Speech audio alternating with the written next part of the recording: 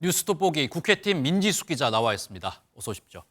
양당 공천 상황 먼저 짚어보겠습니다. 어제 국민의힘 공천 결과 발표가 됐는데 현역 의원들의 강세가 계속되는 것 같습니다. 네, 국민의힘 지금까지 70% 정도 공천 작업 마무리했습니다. 그런데 아직까지 공천 배제 컷오프된 지역구 현역 한 명도 없습니다. 앞서 충청도 중진 3명이 경선에서 모두 이겼죠. 이 결과를 봤을 때 남은 경선에서도 중진들이 공천받을 가능성이 크다 이런 전망이 나옵니다. 이른바 신인 횡사 비판에 한동훈 비상대책위원장 어제 끝까지 보면 상당한 쇄신이 있을 거라며 반박했습니다.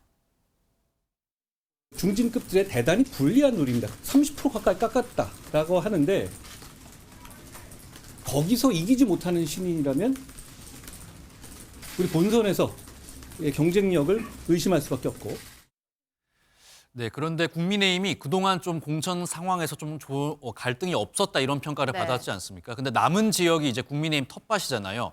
좀 갈등이 예상되는 상황이죠. 맞습니다. 내일 당장 발표 예정인 2차 경선 지역 국민의힘 입장에선 그야말로 킬러 문항입니다. 발표 지역 25곳 가운데 국민의힘 텃밭인 영남권 19곳이 포함되어 있기 때문입니다.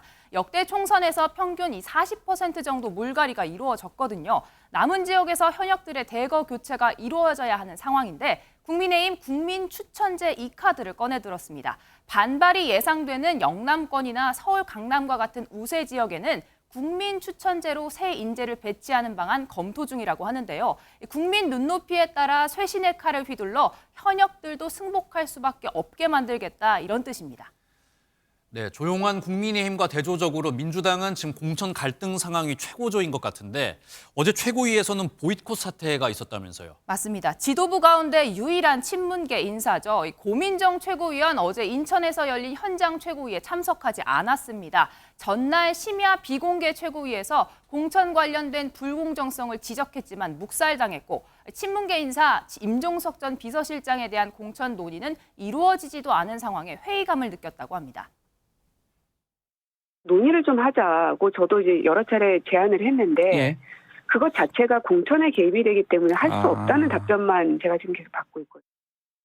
네, 이렇게 당내 파열음이 이어지자 일단 민주당 오늘 추가 회의를 열어서 최대한 임 전 실장에 대한 공천 결론 내겠다라고 밝힌 상태입니다. 오늘 열리는 의원총회에서 이재명 대표와 주요 인사들이 어떤 공개 발언 내놓을지 주목되고 있습니다.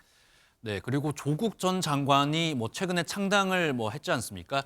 이 당의 이름을 가지고 선관위가 어떤 입장을 냈다면서요? 맞습니다. 조국 전 장관 본인의 이름을요, 당 명에 넣고자 했습니다. 어제 정치인의 이름으로는 당명에 들어갈 수 없다라는 과거 선관위 판단에 따라 조 전 장관 자신의 이름에서 한자를 바꿔서 당명을 제출했습니다. 하지만 선관위는 한자를 바꿨다고 해도 조국 신당은 당명으로 쓸 수 없다 이런 공식 입장을 밝혔는데요.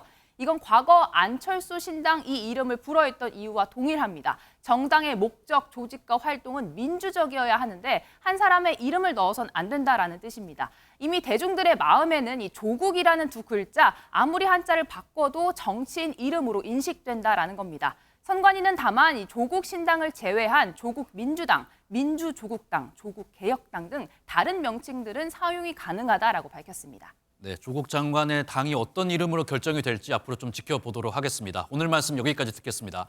정치부 민지숙 기자였습니다.